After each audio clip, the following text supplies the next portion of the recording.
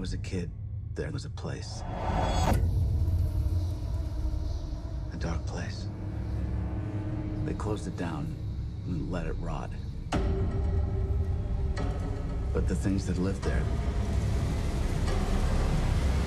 Hello, Danny. they come back.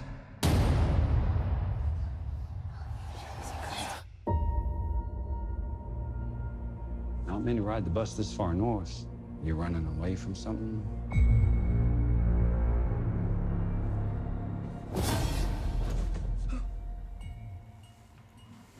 Hey everybody, welcome back to the LuckyDog podcast. This is your host, Elias.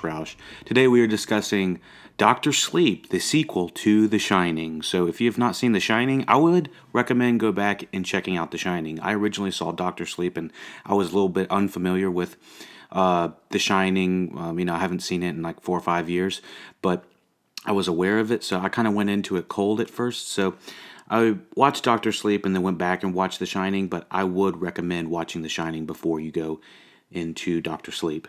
It definitely helps with fleshing out the world and the characters. So Dr. Sleep is the sequel to The Shining, and it is directed by Mike Flanagan and written by Stephen King, based on the novel Dr. Sleep. Also, Mike Flanagan is on the screenplay. This stars Rebecca Ferguson as Rose the Hat and Ewan McGregor as Danny Torrance, Carol Streekrnjic, sorry about that, as Grandpa Flick, and Cliff Curtis as Billy Freeman, as well as Zahn McClarnon as Crow Daddy. We've seen Zahn McClarnon in amazing works as Fargo and Westworld. But yeah, we have a pretty stacked cast when it comes down to it. Rebecca Ferguson, most well known for, what is it called? Mission Impossible most recently. But this is probably one of her best roles. And I did like Ewan McGregor as Danny. I will say this 2-hour and 31-minute movie does feel very much... not just like a horror film. It's categorized just as one, but I mean there's so much more to it than just that. It was.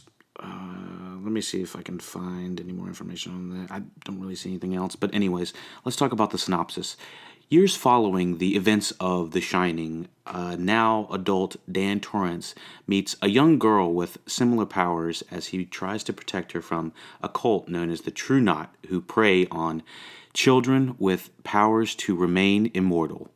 So, Dr. Sleep, when it first starts out, it is very much taking elements of The Shining and kind of reincarnating it in a way. We are instantly transported back into the Shining universe. However, this movie, I think, is best when it strays away from the Shining elements. So the overall, the pros, the cons, the pros, the music, the acting, the casting, it very much has this superhero horror-esque movie style. The editing and cinematography, the camera work done by Mike Flanagan is spectacular. We've talked about Mike Flanagan before on previous podcasts, such as was it The Haunting of Hill House that he was most recently known for? He's also very well known for being the producer of Hush, Gerald's Game, and Haunting of Hill House most recently, as well as Ouija, Origin of Evil, I believe. But one thing about this director is most people can agree that he is only getting better with time. He's very much, the wine of his genre. He's definitely improving with everything, with every narrative step he makes in his directorial decisions. I will say the camera work was pretty amazing in some scenes that just blew me away. Let me see. So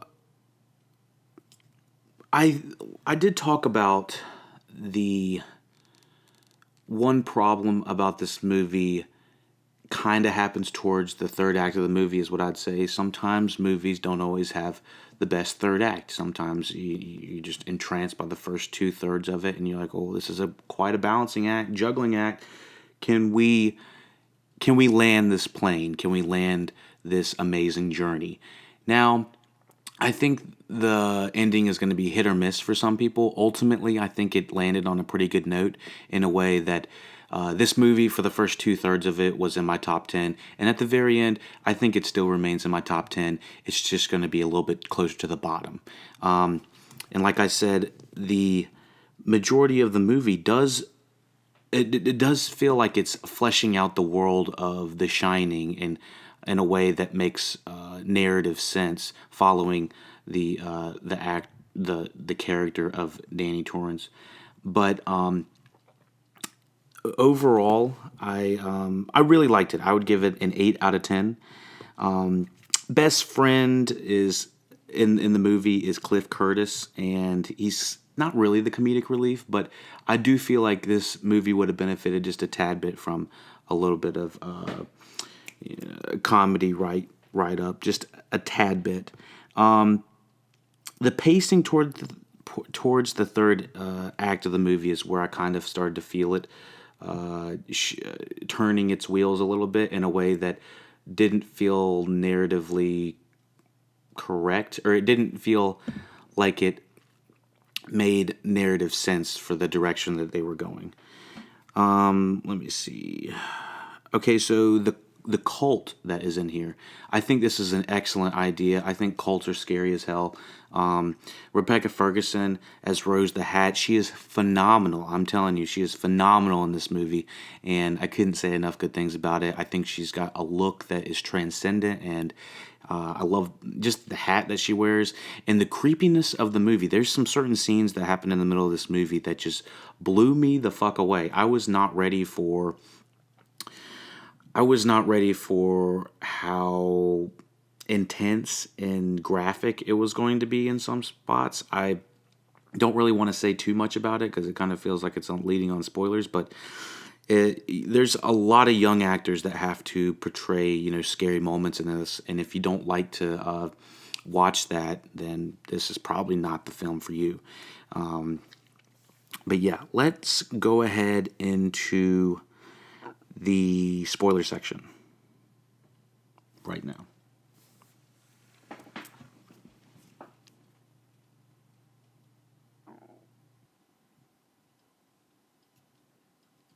So at the beginning of this movie, it really leans heavy into you having knowledge of characters that are in The Shining. And so the beginning and end are very much parts of where The Shining is related to or referred to the most. And there are homages that happen throughout the movie towards the end that do feel a little bit crowbarred in my opinion. I'm still a little fuzzy in the dark why everything had to end at the Overlook Hotel, besides the fact that it's called, or besides the fact that it is the sequel to The Shining. I don't really feel that it was necessary to be there. It felt a little bit jarring to have to go all the way there. But anyways, this overall story is a struggle of fighting addiction, abuse, mortality, and dealing with grief. I mean, there's tons of things that characteristics that this movie is exemplifying. I think there's some really sweet scenes focusing on Danny comforting elderly folks as they pass into as they die, and I was not expecting these scenes to be so sweet. Honestly, I was quite moved by it, and I think that is some of the best scenes we get with Danny. And I'm not really sure if we get a full-fledged emotional turn from him. Ewan McGregor can play so many different roles, and he really just entrances himself in the role, although there is this little sprinkle of it is always Ewan McGregor. you definitely see him at his lowest at some points, and then you see him at his highest. And it took me a while to realize that this movie was actually following kind of several different plot lines, and it was the Danny plot line, and then we have Kyrie Curran as Abra. And I love this new actress. She has been in hardly anything from what I can tell.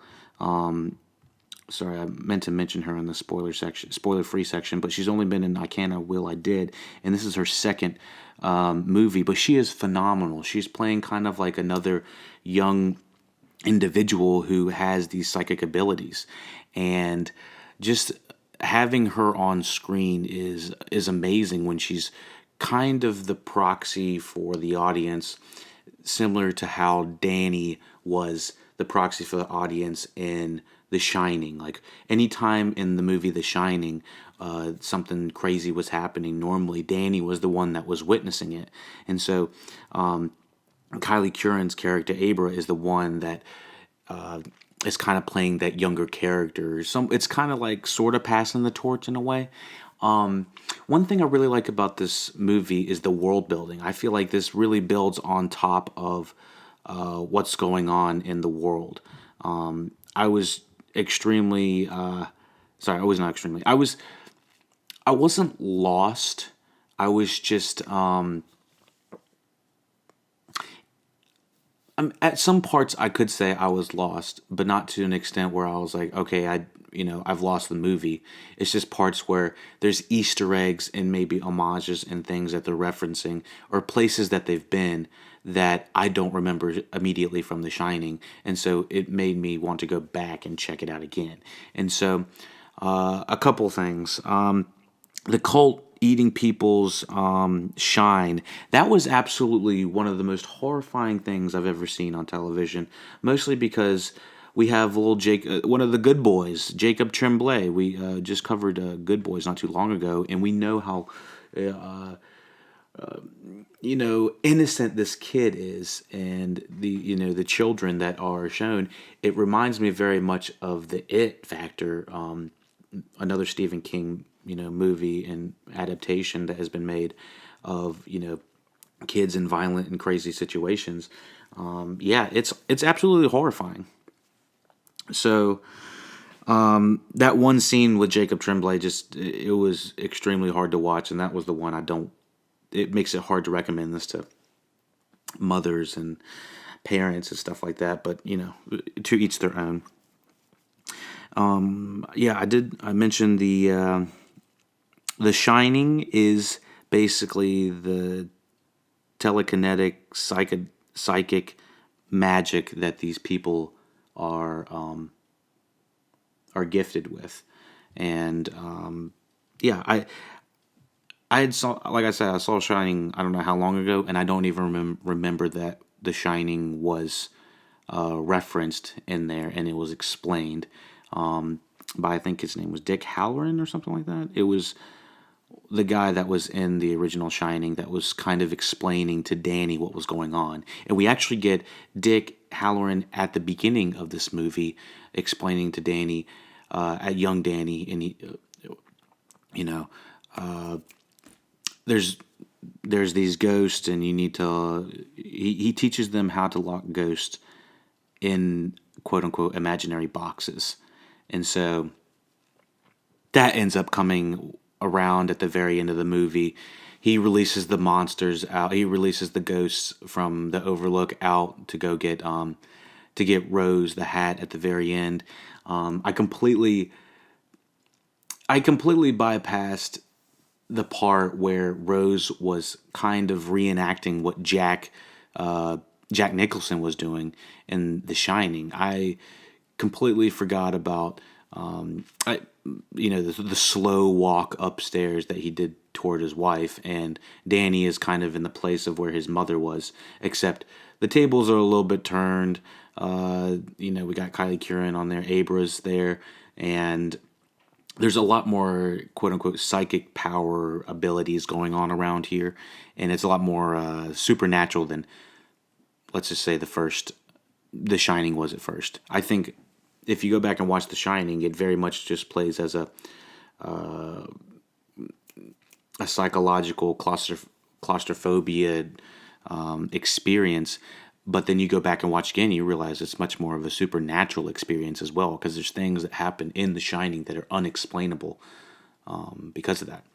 So, let me see.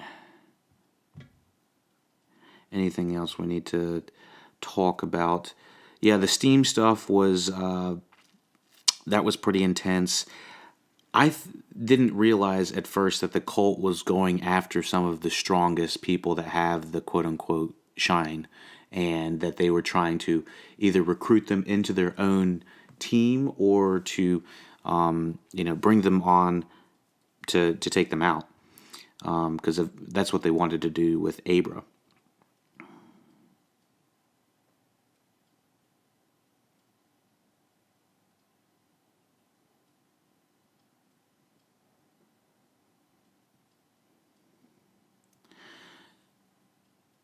So a couple things.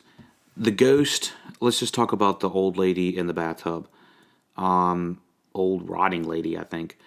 It's definitely an homage to, well, it's not even an homage. It's a straight up character from The Shining. And even in The Shining, I'm not exactly sure what that was supposed to mean. Some people speculate that Stephen King did not, well, it's notorious that Stephen King didn't, it's notoriously known that Stephen King did not have a great relationship with his father, and that The Shining was a way for him to get that out. And some people say that that specific part in The Shining with this lady in the bathtub, Jack Nicholson kind of approaching her and whatnot, some people say that might have something to do with sexual trauma or his father's infidelity, which would make sense. But I don't. There's things that happen in The Shining that are unexplained intentionally. So this could be one of them, and it's kind of leaking into this Doctor Sleep movie. So yeah, the old lady is back. We see Danny still talking to her in the bathroom, and at the very end, we see Abra talking to her. So is she got the shine? Is she possessed? Is she? Whatever happened to Danny, is it passed on? And I'm not really sure the consequences of having this old lady in the bathtub, except that she's still under some sort of maybe somewhat overlooked spell in a way. But I'm just speculating at this point. It's not explicitly said. There was one amazing scene that really gripped me, and it's the shifting of this window. So Abra is trying to attack Rose, or she's trying to lead her on in these like psychedelic trippy sequences in a way, which are amazing. The Abra grabs onto the window to figure out where Rose is, and then the room flips up, and she is suddenly dangling as if the window is on top of over her head instead of in front of her, and it is some trippy ass camera work that Mike Flanagan's definitely bringing, and the cinematography as well is fantastic. Let me see the killing. Terrifying. Okay, so at about the middle of the movie, sorry, it's closer to the end, right before they start to lean in heavily into the Overlook stuff.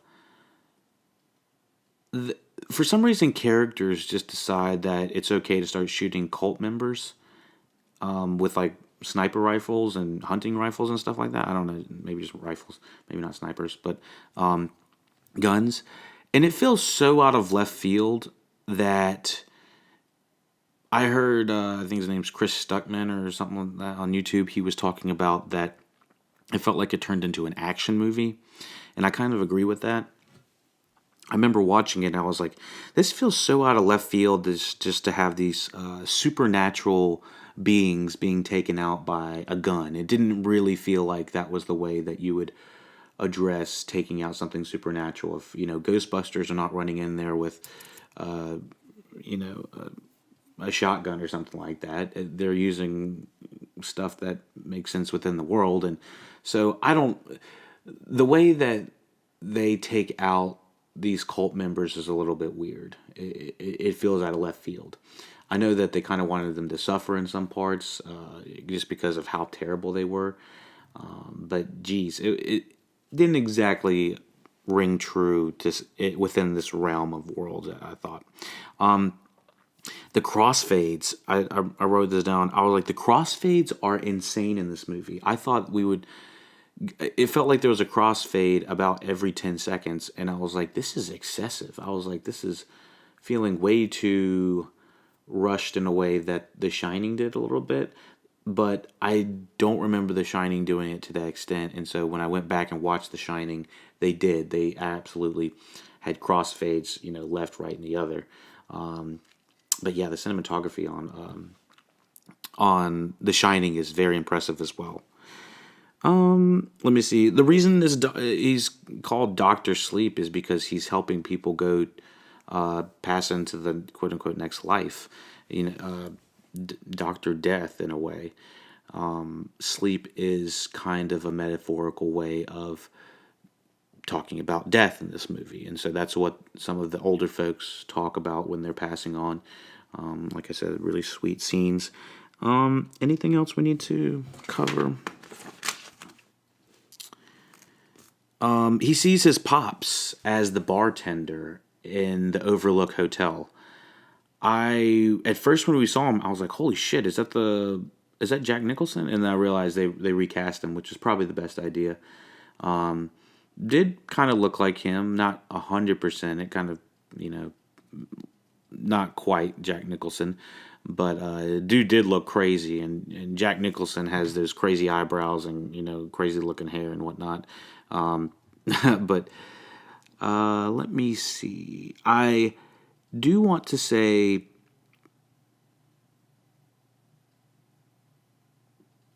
okay. So let me see. This is on Wikipedia. Danny decides to return to the abandoned Overlook, believing it is as dangerous for him as it is. Believing it is as dangerous for Rose as it is for him and Abra. He starts up the hotel boiler, explores the building, awakening it in the process. Danny visits the room where his father, Jack, influenced by the Overlook, attempted to murder him and Wendy. At the hotel bar, Dan is offered by a bartender who strongly resembles Jack. Okay, so that was why they went to the Overlook, because they believed it was dangerous. And yeah, I would assume so. Kind of in the middle of nowhere, this big ass place with a bunch of creepy ass ghosts. Yeah, definitely not a great place. Let me see, anything else. Billy. Let me see.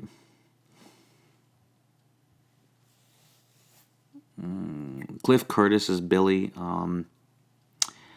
I like Cliff Curtis. I just don't think this was his role. I really do think they should have cast someone else, just with a little bit more.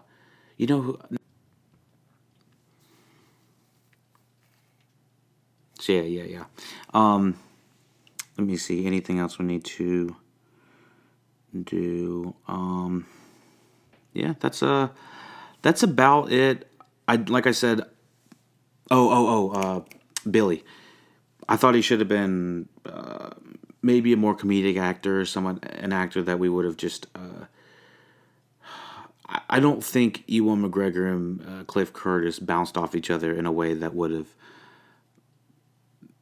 made me feel a little bit more emotional at the end. Like we're kind of like, oh no, Billy at the end, but I didn't really feel like we lost anything, So I definitely felt like we lost more in The Shining when we lost some of the characters in there than this. But overall, this is still an amazing movie. I would like to have Doctor Sleep, The Shining universe now. I mean, it seems that they've really opened up the possibilities, and it's killing it in the box office. So yeah, why not? Thank you for listening to the Doctor Sleep 2019 review. Check out all the LuckyDog podcasts at LuckyDog Podcasts on SoundCloud, YouTube, Twitch. We're all over the place. Facebook, Instagram, all the social media links. If you want to help us out, paypal.me/LuckyDog Podcast keeps on the lights, keeps us streaming, keeps us looking good. Thank you. And take it easy. Be sure to eat well and live long, which is something I really liked Rose saying. I thought some of the lines that she was given were, such in a way that just rope you in and pull you closer to her. But yeah. Thank you for listening.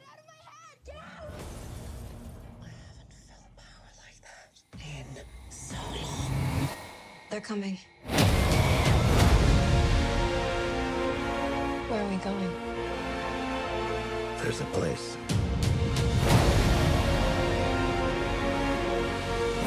You sure you want to do this? I'm ready.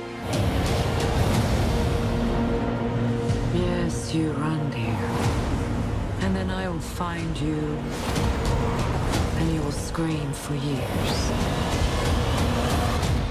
Come and play with us forever and ever.